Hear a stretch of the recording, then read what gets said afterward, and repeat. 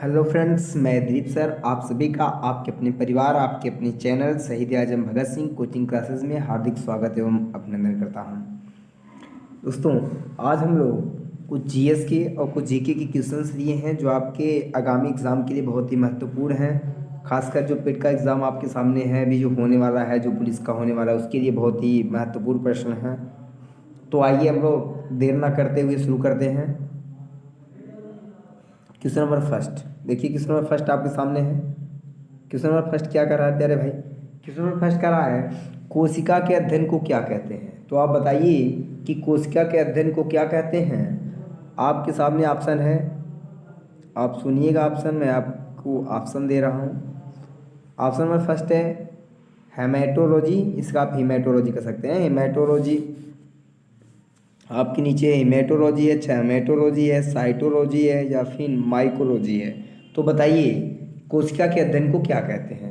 कोशिका के अध्ययन को आप सभी को पता होगा, हम लोग क्या कहते हैं, साइटोलॉजी कहते हैं। हेमेटोलॉजी होता है ब्लड का अध्ययन कराता है, क्या होता है, ब्लड का अध्ययन होता है। और माइकोलॉजी कवकों का अध्ययन, फाइकोलॉजी क्या होता है, शैवालों का अध्ययन होता है, आपको पता होगा। ठीक है भैया, चलिए तो इसका राइट आंसर क्या हो जाएगा? राइट आंसर इसका हो जाएगा सी फॉर चंद्रशेखर जी, आप इसको याद रखिएगा। इसका राइट आंसर क्या हो जाएगा? साइटोलॉजी हो जाएगा। ठीक है प्यारे भाई, चलिए ये हेमेटोलॉजी क्या होता है, ब्लड का अध्ययन होता है। किसका होता है? ब्लड का होता है। तो यहाँ हमको ये नहीं था, हमको आपको सिर्फ बताना था कोशिका का अध्ययन, तो आप कहेंगे क्या, साइटोलॉजी में होता है। ठीक है प्यारे भाई, चलिए आगे चलते हैं। याद सेल के काफ़ी क्वेश्चन लिए हैं जो आपके एग्जाम में बहुत ही अच्छे रोल निभाते हैं। तो देखिए कोशिका की खोज किसने की थी, बताइए आप मुझे, कोशिका की खोज किसने की थी। आपके सामने ऑप्शन है, ल्यूवेनहॉक साहब ने की थी, स्लाइडन या स्वान ने की थी, इवानोस्की ने की थी या फिर रॉबर्ट हुक ने की थी। बताइए कोशिका की खोज किसने की थी। ल्यूवेनहॉक आप जानते हैं, ल्यूवेनहॉक साहब ने किसकी खोज की थी। अभी आगे आपको मिलेंगे ल्यूवेनहॉक साहब और इवानोस्की साहब। वायरस की खोज इवानोस्की ने की थी और ल्यूवेनहॉक साहब ने किसकी खोज की थी, इन्होंने। अगर ये वायरस हो गया तो जाहिर सी बात है बैक्टीरिया की खोज किसने की होगी, ल्यूवेनहॉक साहब ने की होगी। क्या किसने की हुई, ये ल्यूवेनहॉक होता है, क्या होता है, ल्यूवेनहॉक। ठीक है, चलिए ल्यूवेनहॉक साहब ने क्या किसकी खोज की थी, बैक्टीरिया की। इवानोस्की साहब ने वायरस की खोज की थी। साइड स्वान ने किसकी खोज की थी भैया, इन्होंने कोशिका सिद्धांत दिया था। ठीक है, और अगर मैं पूछूं आपसे तो कोशिका की खोज किसने की, तो कोशिका की खोज जो की थी वह रॉबर्ट हुक साहब ने की थी 1665 ईस्वी में। इसका राइट आंसर हो जाए, जो राइट ऑप्शन हो जाएगा वो हो जाएगा option number D for director. इसका राइट आंसर हो जाएगा। ठीक है भैया, 1665 ईस्वी में रॉबर्ट हुक साहब ने कोशिका की क्या की, खोज की। ठीक है भैया, चलिए नेक्स्ट आगे प्रश्न को बढ़ते हैं। क्वेश्चन नंबर देखिए थर्ड क्या कहता है आपके सामने। क्वेश्चन नंबर थर्ड, सजीव, ये संजीव नहीं बल्कि सजीव और निर्जीव है। मान लीजिए ये प्रिंट में थोड़ी सी गलती हो गई, ये सिर्फ और सिर्फ सजीव हो। क्या है ये सजीव है। ठीक है, चलिए देखते हैं हम लोग।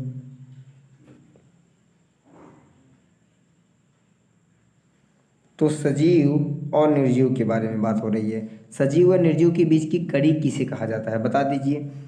जीवाणु को कहा जाता है, विषाणु को कहा जाता है, कवक को कहा जाता है या फिर शैवाल को कहा जाता है। आप सब जानते होंगे एग्जाम में बहुत प्यारे भाई, ये वेरी वेरी इंपॉर्टेंट प्रश्न है, इसको आप याद रखिएगा।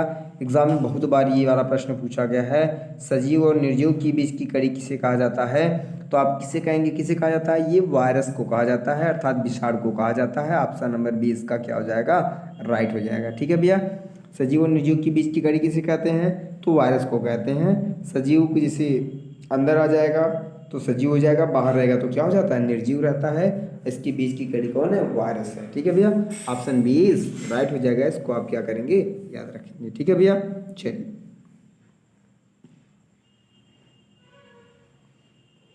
क्वेश्चन नंबर 4 की तरफ हम लोग बढ़ते हैं। क्या करा है इलेक्ट्रॉन सूक्ष्मदर्शी की खोज किसने की, बता दीजिए।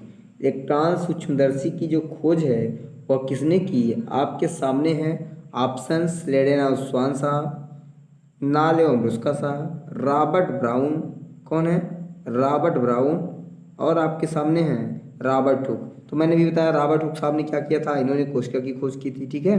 श्रेडर स्वान के बारे में मैंने बताया, कोशिका सिद्धांत दिया था इन्होंने। रॉबर्ट ब्राउन ने केंद्रक की खोज की थी। तो जाहिर सी बात है 1 2 3 लोग तो यहाँ होंगे नहीं, तो उस जो इलेक्ट्रॉन सूक्ष्मदर्शी की खोज की वह किसने की थी। तो आपके सामने ऑप्शन क्या बच गया यहाँ से बच गया ऑप्शन नंबर बी, अर्थात वी फॉर भगत सिंह इसका राइट आंसर हो जाएगा। अर्थात इलेक्ट्रॉन सूक्ष्मदर्शी की खोज किसने की, इलेक्ट्रॉन सूक्ष्मदर्शी की खोज करने वाले जो वैज्ञानिक हैं उनका नाम है नाल एवं रुस्का। बी इसका क्या हो जाएगा, राइट आंसर हो जाएगा, ठीक है। तो यहाँ से 3 प्रश्न आपके ये और बन गए, इसको भी आप क्या करेंगे, याद रखेंगे, ठीक है भैया। चलिए नेक्स्ट प्रश्न की ओर बढ़ते हैं। 5 क्या कह रहा है, देखिए कोशिका, सबसे बड़ी कोशिका कौन सी है, बताइए। सबसे बड़ी जो कोशिका होती है वह कौन सी है, आपके सामने है क्वेश्चन नंबर 5। इसका राइट आंसर आप मुझे बताइएगा, सबसे बड़ी कोशिका कौन सी है। तो आपके सामने है माइकोप्लाज्मा है, तंत्रिका कोशिका है, या फिर शुक्राणु है। चलिए आप मुझे इसका राइट आंसर बता दीजिएगा, क्या हो जाएगा, बताइए। देखिए जो सबसे बड़ी कोशिका होती है वो होता है शुतुरमुर्ग का अंडा। किसका होता है, शुतुरमुर्ग का अंडा, जो यहाँ आपके ऑप्शन में नहीं है। अर्थात इसका राइट आंसर क्या हो जाएगा, डी फॉर डायरेक्टर, इसका राइट आंसर हो जाएगा। सबसे बड़ा जो कोशिका होता है वह क्या होता है, शुतुरमुर्ग का अंडा होता है। अगर शुतुरमुर्ग का अंडा नहीं है आपके ऑप्शन में, तो आप तब उसमें तंत्रिका तंत्र को लगा सकते हैं ऑप्शन में। किसको लगा सकते हैं, तंत्रिका कोशिका को लगा सकते हैं। सबसे बड़ी जो कोशिका होती है वो क्या होती है, तंत्रिका तंत्र होती है। लेकिन अगर आपके ऑप्शन में शुतुरमुर्ग का अंडा होता तो आप शुतुरमुर्ग का अंडा लगाते हैं, इसलिए इसका राइट आंसर हम लोग क्या लगाएंगे, डी फॉर डायरेक्टर, इसका राइट आंसर हो जाएगा, ठीक है प्यारे भाई। चलिए सबसे छोटी कोशिका पुरुषों में पूछे तो शुक्राणु होती है, महिलाओं में पूछे तो अंडाणु होती है सबसे छोटी कोशिका, ठीक है। और सबसे बड़ी की कोशिका क्या होती है, तंत्रिका तंत्र होती है। अगर ये ऑप्शन में ना रहे और शुतुरमुर्ग का अंडा रहे तो आप कहेंगे शुतुरमुर्ग का अंडा होता है, ठीक है भैया। चलिए नेक्स्ट प्रश्न की ओर बढ़ते हैं। क्वेश्चन नंबर 6 की ओर आइए, देखते हैं क्या करा है सबसे छोटी कोशिका कौन सी है। अब देखिए सबसे छोटी कोशिका अभी आपके सामने आ गया है, इसका राइट आंसर क्या हो जाएगा, सबसे छोटी कोशिका कौन सी है भैया बताइए। सबसे बड़ी कोशिका अगर आपसे पूछे, मैंने अभी कहा शुतुरमुर्ग का अंडा, अगर वो ना रहे तो हम तंत्रिका तंत्र को लगाएंगे, ठीक है। अगर आपसे सबसे छोटी पूछे तो माइकोप्लाज्मा कहते हैं, इसे क्या कहते हैं, माइक्रोप्लाज्मा कहते हैं। इसी को पीपी येलो कहते हैं, क्या कहते हैं, पीपी येलो भी कहा जाता है। इस बात को भी आप क्या करेंगे, याद रखेंगे, ठीक है। क्या कहते हैं, पीपी येलो, ठीक है भैया। और अगर मैं पूछूं पुरुषों में सबसे छोटी कोशिका क्या होती है, तो शुक्राणु होती है। महिलाओं में क्या होती है, अंडाणु होती है। और सबसे लंबी कोशिका, जो सबसे बड़ी पूछे शुतुरमुर्ग का अंडा, अगर सबसे लंबी पूछे तो आप कहेंगे तंत्रिका कोशिका होती है, तंत्रिका तंत्र जो होती है सबसे लंबी कोशिका होती है, ठीक है। तो इसका राइट आंसर क्या हो जाएगा, ए हो जाएगा। क्या हो जाएगा इसका राइट आंसर, ए हो जाएगा। ए फॉर आजाद जी, आप इसको याद रखेंगे, ठीक है भैया। चलिए नेक्स्ट प्रश्न की ओर बढ़ते हैं। क्वेश्चन नंबर 7 आपके सामने है, इसको देखिए, उसका जवाब दीजिएगा। वायरस की खोज किसने की थी। अभी भी मैंने आपको बताया, अगर आपको याद हो, इसके पहले वाले प्रश्न में मैंने आपको बताया वायरस की, बैक्टीरिया की, सबकी खोज मैंने बताई। लिविनहाक साहब ने किसकी खोज की थी, वायरस की खोज किसने की थी, पहले तो आप कहेंगे यूएनओस्की साहब ने। खोज किसने की थी, रॉबर्ट हुक साहब ने की थी, ठीक है। और अगर पूछा जाए कि लिविनहाक साहब ने क्या की थी, तो लिविनहाक साहब ने किसकी खोज की थी, इन्होंने बैक्टीरिया की खोज की थी और इन्होंने वायरस की खोज की थी। और आपसे एग्जाम में जो पूछा गया वह पूछा है वायरस की खोज किसने की थी, तो आप कहेंगे यूएनओस्की, वे फॉर भगत सिंह, इसका क्या हो जाएगा, राइट आंसर हो जाएगा, ठीक है प्यारे भाई। चलिए अगर आपको यहाँ तक बात समझ में आ गई हो तो हम लोग क्या करते हैं, आगे बढ़ते हैं। यूएनओस्की ने वायरस की खोज की थी, लिविनहाक ने बैक्टीरिया की खोज की, रॉबर्ट हुक ने किसकी खोज की थी, ठीक है भैया। चलिए नेक्स्ट प्रश्न की ओर बढ़ते हैं। क्वेश्चन नंबर 8 देखिए क्या कह रहा है, ये कह रहा है कोशिका के सिद्धांत किसने दिया था। कोशिका का जो सिद्धांत है उसको किसने दिया था, बताइए। कोशिका सिद्धांत किसने दिया था, अभी भी मैंने आपको बताया कि कोशिका का जो सिद्धांत है वो किसने दिया था, बताइए भैया। कोशिका सिद्धांत किसने दिया, देखिए ये नाल एवं रुस्का साहब। अभी आपने देखा रिकांसुलबर्सी के बारे में बताया, यूएनओस्की साहब ने वायरस के बारे में, लियोनार्ड ने बैक्टीरिया के बारे में। तो बचा क्या, जहाँ से ये भी नहीं है, जब ये भी नहीं है तो लास्ट में ऑप्शन आपके सामने क्या है, स्लाइडेनहाउस स्वान। इसके पहले मैंने आपको बताया था स्लाइडेनहाउस जो स्वान साहब थे उन्होंने एक उसका सिद्धांत दिया था। ऑप्शन नंबर ए आचार्य जी, आपको याद रखना है। ठीक है भैया, चलिए नेक्स्ट प्रश्न की ओर बढ़ते हैं। क्वेश्चन नंबर 9 देखिए क्या कह रहा है। 9 कह रहा है वायरस के या वायरस की होना चाहिए शुद्ध वायरस की जो शरीर होती है वो किसकी बनी हो। देखिए अभी ये पेपर में पूछा गया, ये अगली बार जो आपका पेट जो आपने यूपी पेट दिया था उस एग्ज़ाम में पूछा गया था भैया, याद रखिएगा। पेट में किसमें पूछा गया था, पेट में पूछा गया था। यूपी पेट आप याद रखिएगा, उसमें पूछा गया प्रश्न था ये। पूछा था जो कोशिका होती है वो जो सेलुलोज की शरीर किसकी बनी होती है, तो आप याद रखिएगा जो कोशिका के ऊपर का परत होता है वो क्या होता है, सेलुलोज का होता है। और यहाँ पूछा वायरस की शरीर किसकी बनी होती है, तो बता दीजिए भाई सेम है, कोशिकी होती है, अकोशिकी होती है, दोनों होती है, इसमें से कोई नहीं होती है। तो आप मुझे इसका राइट आंसर बताएंगे। राइट आंसर क्या हो जाएगा भैया, ये हो जाता है, आप जानते हैं डीएनए प्लस प्रोटीन या आरएनए प्लस प्रोटीन। अगर आप यहाँ आपके सामने ऑप्शन नहीं दिखाई दे रहा है तो आप इसका राइट आंसर लगा देंगे ए। क्या लगा देंगे, ए इसका राइट आंसर हो जाएगा। क्या हो जाएगा, ए इसका राइट आंसर क्या हो जाएगा, ए फॉर आजाद जी इसका राइट आंसर हो जाएगा। ये होता है डीएनए प्लस प्रोटीन या फिर आरएनए प्लस प्रोटीन का होता है, या फिर आप कह सकते हैं अकोशिकी होता है। क्या होता है, अकोशिकी होता है प्यारे भाई। ठीक है, चलिए नेक्स्ट प्रश्न की ओर हम लोग बढ़ेंगे। नेक्स्ट प्रश्न की ओर बढ़ेंगे, देखते हैं क्या करा किस जीव की या किसी जीव की रचनात्मक एवं क्रियात्मक इकाई को क्या कहते हैं। तो जो कि कोई भी जीव होता है उसकी संरचनात्मक एवं क्रियात्मक इकाई को हम क्या कहते हैं, किसी भी जीव की क्रियात्मक एवं संरचनात्मक इकाई को हम क्या कहते हैं, आपसे ये पूछा गया है। आप मुझे इसका राइट आंसर बताएंगे। जीव द्रव्य कहते हैं, कोशिका कहते हैं, माइक्रोप्लाज्म कहते हैं या फिर जीवाणु कहते हैं, तो बताइएगा इसका राइट आंसर क्या हो जाएगा। किसी भी जीव की संरचनात्मक या क्रियात्मक इकाई को हम लोग क्या कहते हैं, सेल कहते हैं। सेल मीन्स कोशिका। इसका राइट आंसर हो जाएगा वी फॉर भगत सिंह, इसका राइट आंसर हो जाएगा अर्थात कोशिका। जीवन की जो संरचनात्मक इकाई और जो क्रियात्मक इकाई होती है जिससे जीवन की शुरुआत होती है वो क्या है, सेल है। सेल से ही बनते हमारे ऊतक। ठीक है भैया, ऊतक से फिर तंत्र बनते हैं, तंत्र का तंत्र बनते हैं, फिर लास्ट में जाके बॉडी का क्या होता है, अंग बनते हैं। उसके बाद फिर उससे जाके उसमें मांस का जो चढ़ जाता है, मांस का चढ़ाव होता है, फिर बॉडी का निर्माण होता है। अर्थात जीवन की क्रियात्मक और संरचनात्मक इकाई कौन सी है, कोशिका है। ऑप्शन बी इसका राइट आंसर हो जाएगा। चलिए हम लोग आगे बढ़ते हैं प्यारे भाई, देखते हैं नेक्स्ट प्रश्न क्या है आपके सामने। 11 देखिए क्या कह रहा है भैया, क्वेश्चन नंबर 11 में आ जाइए। कह रहा है देखिए ये प्रश्न जो है इस बार जो भी पेपर हुआ जीडी का, एसएससी जीडी का हुआ, इसमें आपके यहाँ से काफ़ी बच्चे हुए हैं, तो उस जीडी के एग्ज़ाम में ये यहाँ से प्रश्न पूछा गया था। इसमें ताजमहल पूछा गया है और उसमें सांची की स्तूप से प्रश्न आया था। तो फिलहाल आपको याद रखने हैं, आगामी एग्जाम के लिए ये भी बहुत ही महत्वपूर्ण बन सकता है प्यारे भाई। चलिए कह रहा है ताजमहल किस वर्ष यूनेस्को की विश्व विरासत सूची में शामिल हुआ था, तो बताइएगा किस वर्ष शामिल हुआ था ये यूनेस्को। ऑप्शन आपके सामने है, इसको पढ़िए जवाब दीजिए। 1981 में, 82 में, 83 में या फिर 84 में। तो इसका जो राइट आंसर हो जाएगा वो क्या हो जाएगा, ताजमहल को कब विश्व विरासत की सूची में शामिल किया गया था, तो 1983। ऑप्शन सी इज राइट, सिर्फ चंद्रशेखर आज़ाद जी, इसको आप याद रखिएगा। ठीक है भैया, चलिए मतलब 1983 में ताजमहल को यूनेस्को की विश्व विरासत सूची में क्या किया गया था, शामिल किया गया था। ठीक है प्यारे भाई, चलिए आगे बढ़ते हैं, देखते हैं 12 क्वेश्चन क्या कह रहा है। देखिए ये तो कौन नहीं जानता कि यहाँ से प्रश्न आते हैं, बताइए किसको नहीं पता है कि भैया यहाँ से प्रश्न आते हैं घास के मैदान से। सबको पता होगा घास के मैदान से प्रश्न आने ही आने हैं। ये 50% आप ये मान के चलिएगा कि लगभग यही आ सकता है।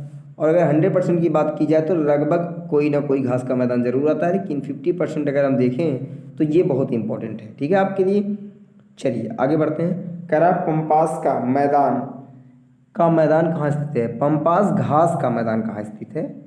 तो यहाँ थोड़ी सी मिसप्रिंट हो गई है, चलिए मैं इसको थोड़ा सा सुधार देता हूँ।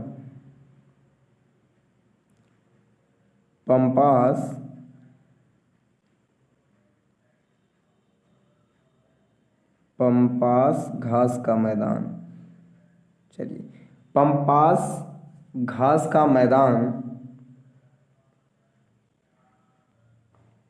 चलिए पंपास घास का मैदान कहाँ स्थित है बताइए। साउथ अफ्रीका में है भैया, मतलब दक्षिण अफ्रीका में या अफ्रीका में है, दक्षिण अमेरिका में है, उत्तरी अमेरिका में है या फिर ऑस्ट्रेलिया में है। आप मुझे इसका राइट आंसर बताएंगे क्या हो जाएगा। ये कहाँ स्थित है प्यारे भाई, तो ये है दक्षिण अमेरिका में है। इसका राइट आंसर बी हो जाएगा, वी फॉर भगत सिंह इसका राइट आंसर हो जाएगा। इसको आप क्या करेंगे, याद रखेंगे, ठीक है। लगभग अक्सर एग्जाम में यही आता है, पंपास आ जाता है, इससे बहुत ज़्यादा इंपॉर्टेंट है, ये आता है। इससे मैंने कहा 50% आने की यही चांस है। मान लीजिए अगर 100% में देखा जाए तो ये नहीं आए तो कोई ना कोई घास का मैदान जरूर आएगा, ठीक है। जैसे प्रेरी हुआ, ठीक है, डाउन्स हुआ, ये सारे एग्जाम में आ जाते हैं। इसको आप क्या करेंगे, पूरे घास के मैदान को देख लेंगे। अभी मैं एक वीडियो पूरे घास के मैदान वाला ला देंगे, आप उसको देख लीजिएगा, ठीक है भैया। चलिए आगे बढ़ते हैं। नेक्स्ट क्वेश्चन कर रहा है, किसी चमत्कारी फसल के रूप में जाना जाता है, बता दीजिए, इंपॉर्टेंट है ये भी। किसी चमत्कारी फसल के रूप में जाना जाता है, आप मुझे इसका राइट आंसर बता दीजिएगा। चमत्कारी फसल हम लोग किसे कहते हैं। ऑप्शन है गन्ना, प्याज, आलू या सोयाबीन। तो बताइए, गन्ना, प्याज, आलू या फिर सोयाबीन में किसी चमत्कारी फसल के रूप में जाना जाता है। आप मुझे इसका राइट आंसर बताएं प्यारे भाई, किसी कहा जाता है। आपके सामने जो ऑप्शन नंबर डी है, डी फॉर डायरेक्टर, इसका राइट आंसर हो जाएगा, अर्थात सोयाबीन। किसको, सोयाबीन को हम लोग चमत्कारी फसल के रूप में जानते हैं, ठीक है भैया। चलिए नेक्स्ट प्रश्न की ओर बढ़ते हैं। और आप गन्ना जानते हैं एक नकदी फसल है, कौन सा फसल है, नकदी फसल है, आप इसको जानते हैं। और जो प्याज है वो क्या है, तना वाली फसल है। और आलू जो है क्या है, एक जड़ है, ठीक है। आगे चलिएगा। नेक्स्ट, किसे यूरोप का भारत कहा जाता है। नेक्स्ट प्रश्न आपके सामने है, आप इसका राइट आंसर बताएंगे मुझे, क्या हो जाएगा। यूरोप का भारत किसे कहा जाता है, यूरोप का भारत किसे कहा जाता है, बताइए मुझे आप लोग, किसको यूरोप का भारत कहा जाता है। आपके सामने प्रश्न है, आप मुझे इसका राइट आंसर बताएंगे। यूरोप का भारत किसे कहा जाता है प्यारे भाई। तो ऑप्शन है जापान को कहा जाता है, रोम को, इटली को या फिर न्यूयॉर्क को। तो आप सब जानते होंगे इटली को भैया, सी फॉर चंद्रशेखर आजाद, जिसका राइट आंसर हो जाएगा। यूरोप का भारत किसे कहा जाता है, इटली को कहा जाता है यूरोप का भारत, ठीक है प्यारे भाई। चलिए नेक्स्ट प्रश्न की ओर आगे बढ़ते हैं। बताइए, कह रहा है दक्षिणी गोला आदमी सबसे लंबा दिन कब होता है। अच्छा, तो थोड़ा सा यहाँ बहुत ज़्यादा गड़बड़ी हो गई, मिसप्रिंट हो गया है, फिलहाल कोई दिक्कत नहीं, मैं इसको सुधार दे रहा हूँ भैया, ठीक है। चलिए, कह रहा है दक्षिणी गोलार्ध, क्या होना चाहिए ये, दक्षिणी गोलार्ध, ठीक है। बाकी ये मिसप्रिंट है।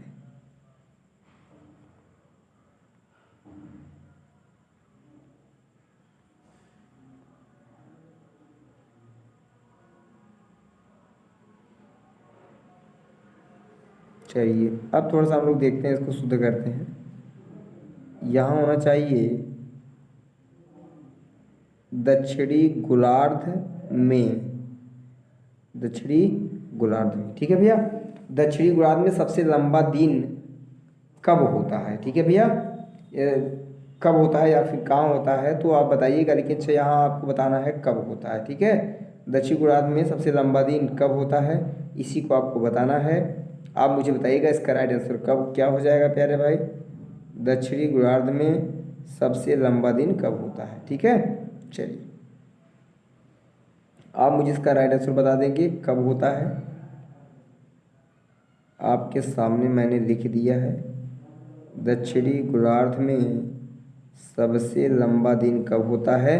आप बताइए 21 जून को होता है, 22 सितंबर को होता है, या फिर 23 दिसंबर को होता है, या फिर 22 दिसंबर को होता है।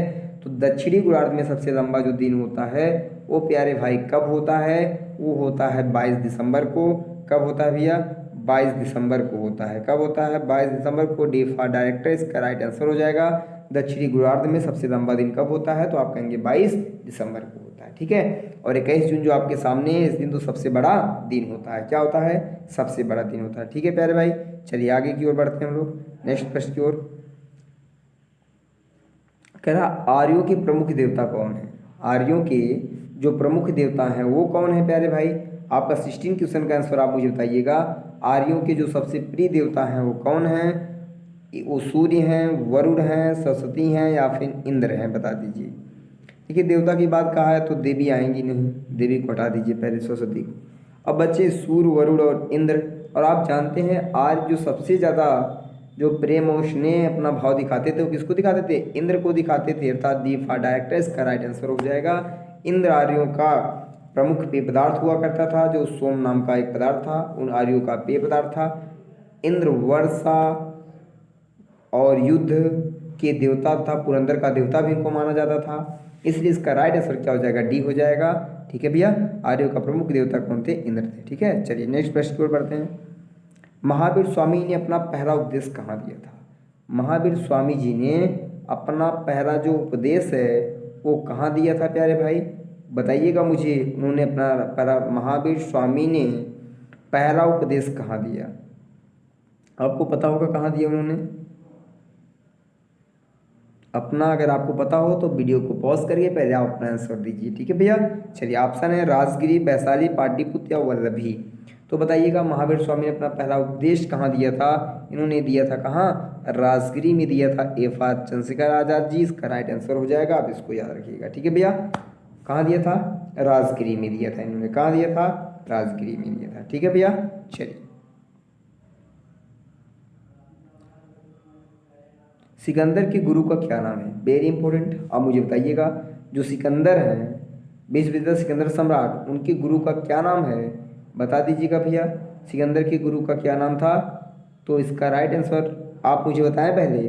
चाणक्य ऑप्शन है आपका, चाणक्य, अरस्तु, फिलिप या फिर पोरस, बता दीजिए कौन थे भैया इनके गुरु, सिकंदर के गुरु? देखिए चाणक्य तो है नहीं, चाणक्य तो चंद्रगुप्त मौर्य के गुरु हैं। अरस्तु, एक बार आप सोचिए, विचार करिए कौन हो सकते हैं? फिलिप तो इनके पापा का नाम था फिलिप द्वितीय। पोरस में तो सिकंदर से जो युद्ध लड़ा था एकदम वीरता के साथ, भारतीय शासक है, इन्हें देशभक्त शासक के रूप में जाना जाता है। पोरस बहुत महान थे, सिकंदर को इन्होंने लगभग जान लीजिए कि सिकंदर इनसे जीता नहीं और ना ही कभी उससे हारने के बाद, हारने का क्या, लगभग एक वीरता के साथ युद्ध लड़े हैं पोरस जी। चाणक्य तो चंद्रगुप्त मौर्य के गुरु हैं, आप जानते हैं। फिलिप इनके पापा हैं, सिकंदर के दो बच्चे कौन है? अरस्तु साहब। तो अर्थात इसका बी ऑप्शन क्या हो जाएगा? राइट हो जाएगा, अर्थात बी फॉर क्या हो जाएगा? भगत सिंह, इसका राइट आंसर हो जाएगा ऑप्शन नंबर बी। ठीक है, सिकंदर के गुरु का क्या नाम था? अरस्तु था। ठीक है भैया, चलिए आगे चलते हैं। नेक्स्ट प्रश्न, 18 क्वेश्चन थे, चलिए कोई बात नहीं, 3 क्वेश्चन आपके लिए बहुत थे कि बहुत ही इंपॉर्टेंट थे। तो प्यारे भाई, आप सभी लोग, आपके लिए जितने भी प्रश्न डाले गए बहुत ही अति महत्वपूर्ण हैं। आप इसको ज़रूर पूरा का पूरा वीडियो को, आप पूरे वीडियो को, बीच में वीडियो को स्किप ना किया करें, पूरा वीडियो देखिए। और जो भी प्रश्न आपके नहीं आते हैं, जो भी प्रश्न आपको लगता है कि प्रश्न थोड़े से टिपिकल हैं, वैसे प्रश्न बहुत ज़्यादा हार्ड नहीं है, प्रश्न सारे ईजी हैं, आप जो भी हो उसको आप अपना लिख लीजिएगा, जैसा आपको इजी लगे या हार्ड लगे आप प्रश्न को लिख लिया करिए। पूरे के पूरे क्वेश्चन आंसर को अपना लिख के एक नोट्स बना लीजिए पूरी बढ़िया से। आपके एग्ज़ाम के लिए, सभी एग्ज़ाम के लिए क्या होंगे? अति महत्वपूर्ण होंगे। बहुत सारे महत्वपूर्ण प्रश्न हैं, मतलब आपके बहुत ही आपके लिए यूजुअल होगा ये सारे के सारे प्रश्न। ठीक है, तो चलिए, आपको वीडियो जैसी भी लगी हो, अगर वीडियो आपको अच्छी लगी हो तो वीडियो को लाइक करें, चैनल को सब्सक्राइब करें, अपने दोस्तों में शेयर करें। और जैसा भी हो, वीडियो आपको जैसी लगे कमेंट बॉक्स में कमेंट करना ना भूलें। तो इसी के साथ अपनी बाड़ी को विराम देते हैं प्यारे भाई। जय हिंद, जय भगत, जय संविधान, सत श्री अकाल।